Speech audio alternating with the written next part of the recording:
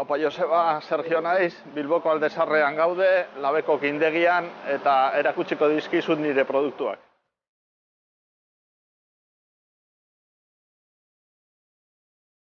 Hemen ikusten duguna da gure okindegian egiten ditugun produktu guztiak, bai gozoak, ogiak, ogi mota ezberdinak.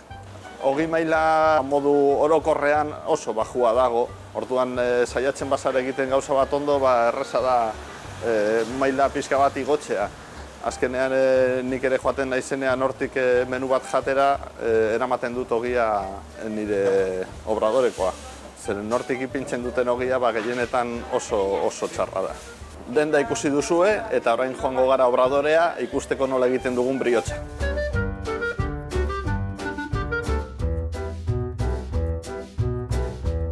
Briotxaren masa prestatzeko irina behar dugu, arraultzak behar ditugu, gurina, azukrea, gatza eta legamia.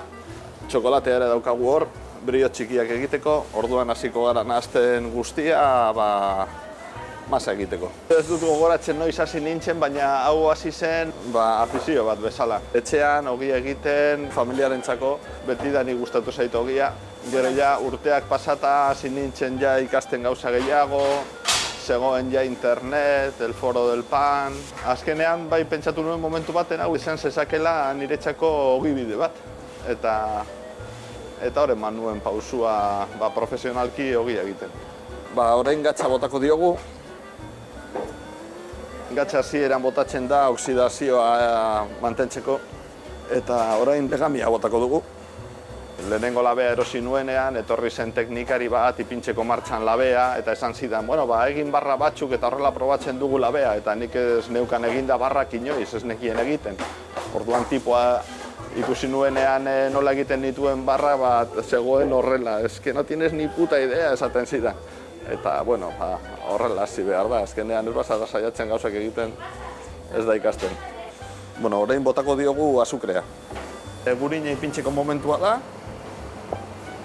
Orain aurkeztuko dizuet Nagore nire lankidea, berak egiten du egunero briotxak eta azalduko digu pixka bat briotxaren historia. Briotxitza 1404 urtean agertu zen lehendabizi dokumentu baten, agiri baten. Dakizuenez, Frantzian dauka jatorria eta rezeta tradizionala normandiarra da. Gizarte maila altua zuten pertsonek kontsumitzen zuten, gurina asko zuelako. Ja daukagu masa bukatuta, orain aterako dugu zati bat, erdia gutxi gora bera, eta beste erdiari botako diogu txokolatea. Jakiteko noiz dagoen eginda, begiratzen duguna da membrana hau irtetzea, eta hau da ja garatuta dagoela ondo masa. Egun bat pasatu da, ja daukagu forma emateko eta moldetan sartzeko.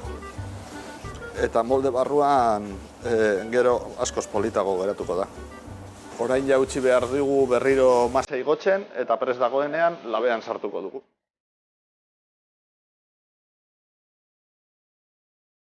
Hemen daukagu egin dugun bi produktuak, briot txikia txokolatearekin eta briot handia. Briot handia moldean egin dugu, hau erabiltzen da gehien bat torrijak egiteko, tostadak egiteko edo daude errezeta pilo bat. Eta briot txikia txokolatearekin jaten dute upeak eta gozoa nahi duen norbaitek.